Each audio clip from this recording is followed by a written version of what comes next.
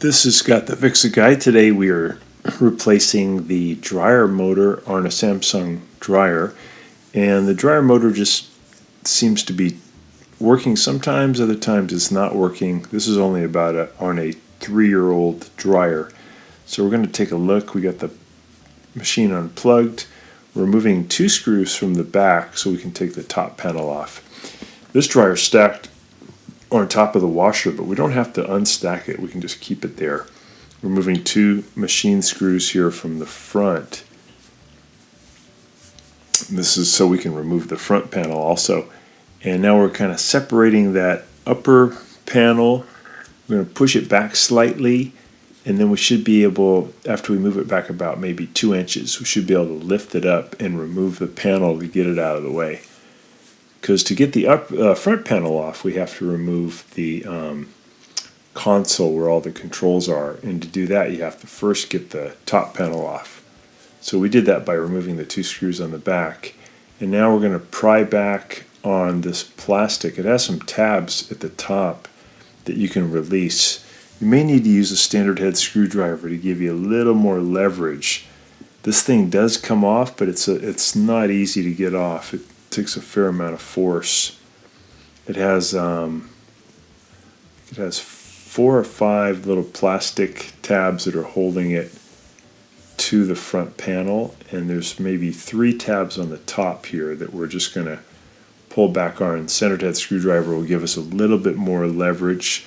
Take your time, don't want to break anything, so just slowly prying it back should do the trick. I'm going to pry back a little bit on the side.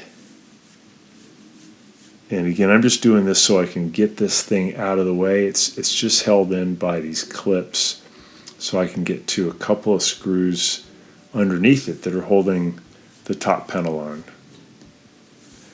And I got to get the top panel off so I can remove the front panel, and that'll help me to get to the motor. So there's some 4 screws here at the top that I'm going to remove. And I believe they're just Phillips head screws. And I did already remove 2 machine screws that were near the filter housing underneath the door that are part of what holds on the front panel. The bottom of it is just held on by 2 metal clips. So once you get those off, you have to pry a little bit here at the top to get this front panel to come off. So just take your time. Standard head screwdrivers are great to give you a little bit of leverage. There we go. And then there's a door switch, and you have to pull back on that modular connector. Be careful that the sheet metal doesn't cut you. Just take your time. So then we lift off that front panel, and now we're going to be removing this filter housing, the cowling, by removing a couple of Phillips head screws and by removing the filter. Then we can get the cowling off. There's also a moisture sensor wire over to the right that we have to disconnect, because that's part of removing the big manifold that's holding the tumbler in place. So we're pulling off. We're going to take the filter out, pull off this cowling.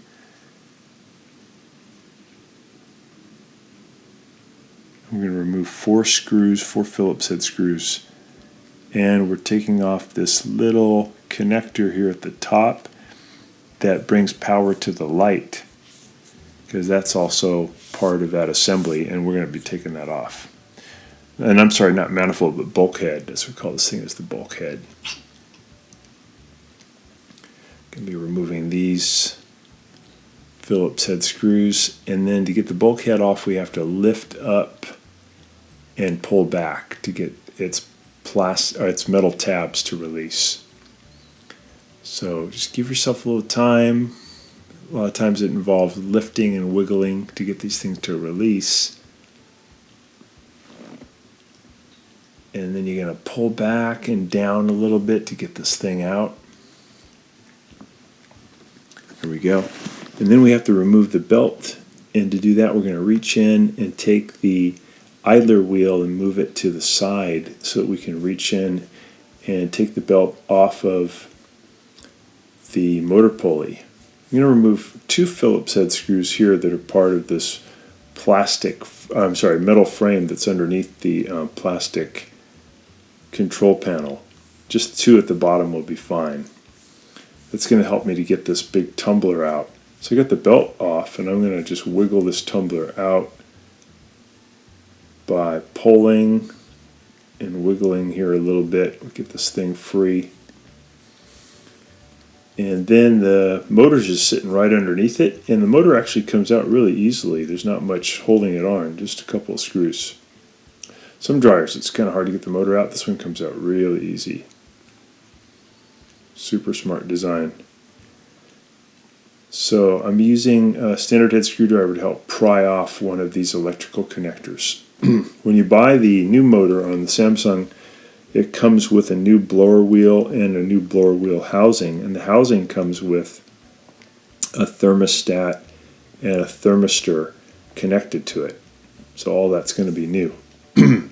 So I have to pull off this electrical connector for the belt switch. Then I'm going to remove 3 Phillips head screws that are holding the motor frame down to the bottom of the frame. Once I get the screws off, I'm going to pull back on the blower housing slightly, and then I'm going to make the whole thing move to my right to release some metal clips underneath. I'm going to move it to my right, and I'm going to lift up.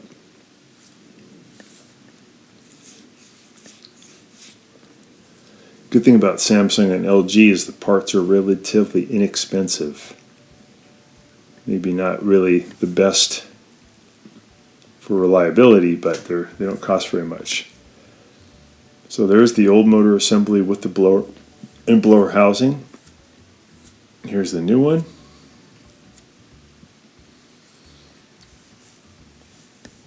We're going to go ahead and put that in reverse order.